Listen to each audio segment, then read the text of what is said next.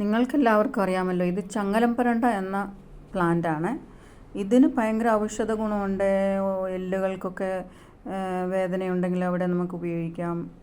പിന്നെ സന്ധിവേദനയ്ക്കും നമ്മുടെ ചതവിന് ഒക്കെ വളരെ നല്ലതാണെന്നാണ് ഇപ്പം ഒരുപാട് പേര് ഉപയോഗിക്കുന്നുണ്ട്. പക്ഷെങ്കിൽ എല്ലാവരും ഒരു കാര്യം ഓർക്കണം, ഇത് നല്ലതായി ആണ്. പക്ഷെങ്കിൽ ഇത് എണ്ണ കാച്ചുന്ന സമയത്ത് ഇത് ചതച്ച് പിഴിഞ്ഞ് വേണം എടുക്കാൻ.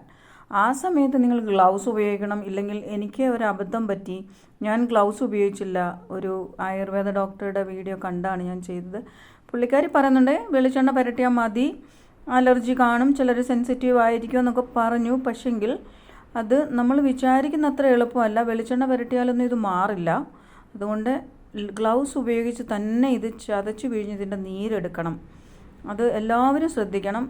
90% നമുക്ക് ചേന ചെത്തുമ്പോഴും നമുക്ക് ചില ചേനയോട് വളരെ സെൻസിറ്റീവ് എന്ന് പറയുന്ന മാതിരി ഇത് ഭയങ്കര ചൊറിച്ചിലും ദിവസങ്ങൾ ചൊറിഞ്ഞിരിക്കും. ഒരാഴ്ചയായി കൂടുതലായി എൻ്റെ കൈ ഇങ്ങനെ ചൊറിയുന്നു.